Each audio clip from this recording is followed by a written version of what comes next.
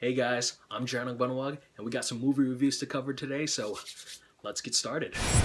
So I saw How to Be Single. It's sexy, witty, and just very straight up honest. Unlike Pitch Perfect 2, I actually praised Rebel Wilson in this movie only because her jokes and quips was just an equal amount and not over the top. I mean, she gets a little bit over the top now and then, but you know what I mean. Following a similar structure like He's Just Not That Into You, Friends with Benefits, and Think Like a Man, I mean, it does stick with its similarities and its predictabilities in a good way.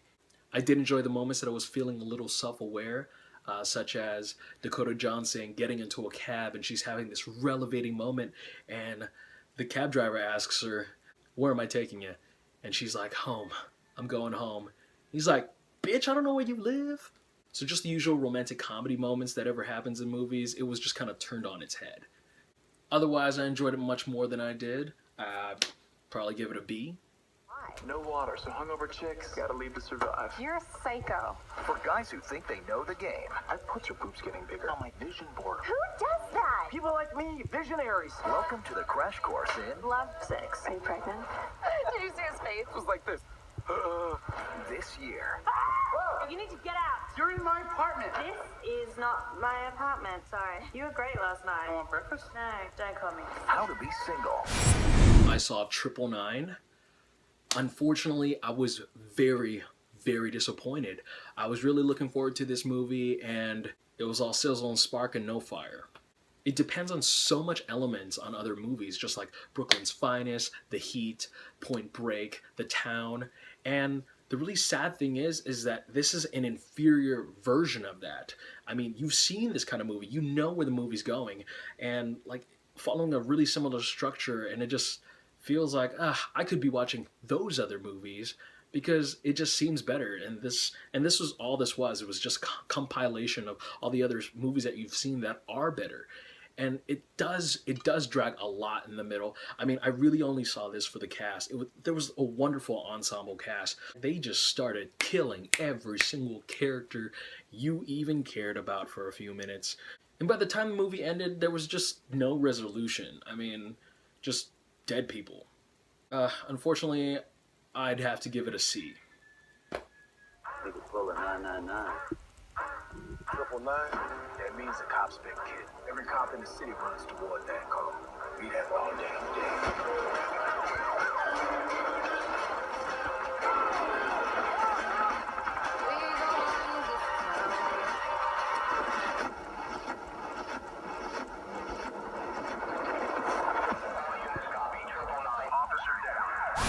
I saw Zootopia, and it was magnificent. I was just so blown out of the gate by this movie. I have not seen a theatrical trailer other than the teaser. I just went in completely blind, not knowing what to expect.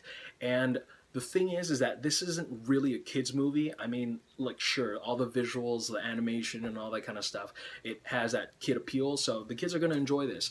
The thing is, the structure of the story is very mature, and for the adults, I mean, it's more of a mystery comedy with a sprinkle of action in it. You gotta love where the creators and the writers really just came up with this stuff. It was just so brilliantly executed, and it's really hard to talk about without just kind of going into the whole thing and, you know, spoiling this and that.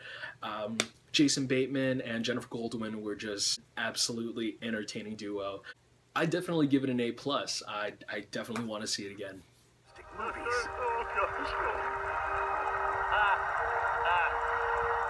a naturalist club.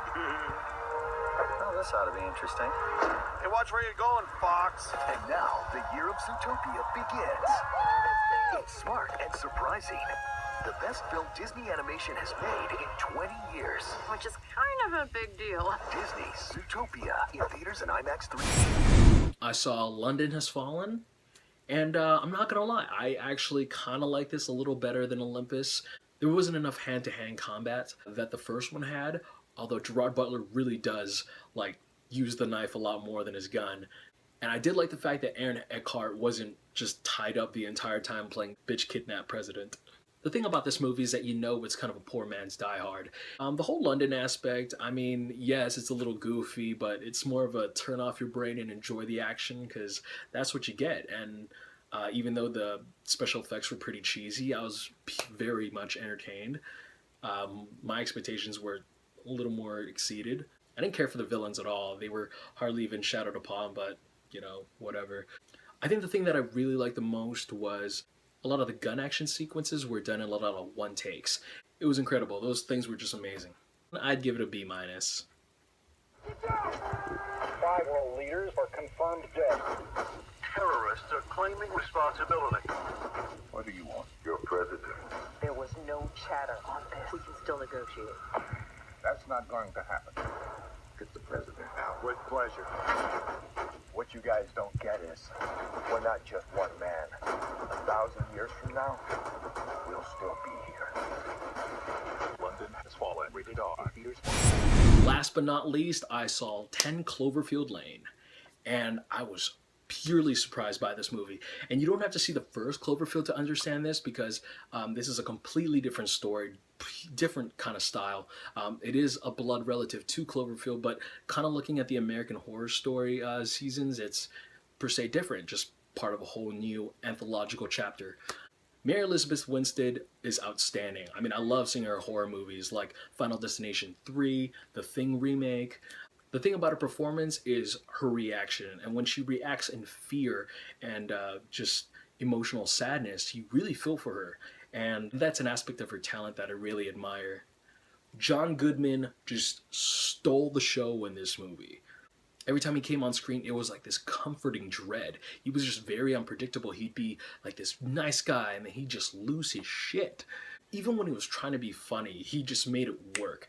I mean, that's how amazing and effective Goodman was in this movie. Kind of a revival of Misery sprinkled with a tad bit of War of the Worlds. It was just very entertaining from start to finish. If you have the chance to see it in IMAX, I definitely recommend it, especially for the final 15 minutes of the movie. Just giving you that. I'd give it an A.